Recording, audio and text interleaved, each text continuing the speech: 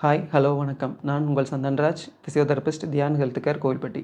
நம்ம இன்றைக்கி இந்த வீடியோவில் எதை பற்றி பார்க்க போகிறோம் அப்படின்னா, கழுத்து வலி. இன்றைக்கி இருக்கிற காலகட்டத்தில் நிறைய பேர் ஃபேஸ் பண்ணுற ஒரே ப்ராப்ளம் என்ன அப்படின்னா, கழுத்து வலி தான்.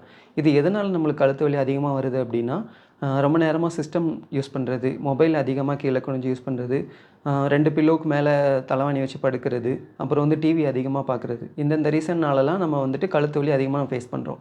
நம்ம கழுத்து வலி நம்மளுக்கு வருது அப்படின்னா, அது வந்து நம்ம எல்லாருமே அசால்ட்டாக விட்டுறோம். ஸோ அந்த அசால்ட்டாக விட போய் தான் நம்மளுக்கு வந்து பின்னாடி பெரிய ப்ராப்ளம் ஆகுது. ஸோ நம்ம ஒவ்வொரு கழுத்து வலி வரும்போதுமேவும் ஒரு டாக்டரையோ, ஒரு ஃபிசியோதெரபிஸ்ட்டையோ கன்சல்ட் பண்ணி சின்ன சின்ன எக்சர்சைஸ் பண்ணுறது மூலியமாகவே நம்ம சரி பண்ண முடியும்.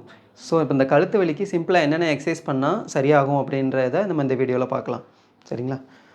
ஃபஸ்ட்டு வந்து இந்த முன்னாடி கை வச்சுட்டு நல்லா தலையை அழுத்துங்க. முன்னாடி தள்ளுங்க தலையை. இது ஒன்று. அடுத்தது பின்னாடி தள்ளுங்க கையை. 1 2 3 4 5 விட்டுருங்க. இந்த பக்கம் தள்ளுங்க. 1 2 3 4 5 விட்டுருங்க. இந்த பக்கம் தள்ளுங்க. 1 2 3 4 5 விட்டுருங்க. இந்த மாதிரி 4 சைடும் நம்ம தலையில் வந்து ப்ரெஷர் கொடுக்கும்போது அவங்களுக்கு வந்து இந்த 2 சைடு இருக்கிற மசில்ஸுமே, டைட்டாக இருக்கிற மசில்ஸ் எல்லாமே லூஸ் ஆகி நம்மளுக்கு வந்து நெக் பெயின் வந்து இமீடியட்டாக நம்மளுக்கு சரியாகும். அது போக நம்ம ஹாட் பேக்கோ இல்லை ஐஸ் கட்டி வச்சு ஒத்தனம் கொடுக்கறது மூலியமாகவும் நம்ம நெக் பெயினை வந்து ஈஸியாக நம்ம சரி பண்ண முடியும். தேங்க்யூ.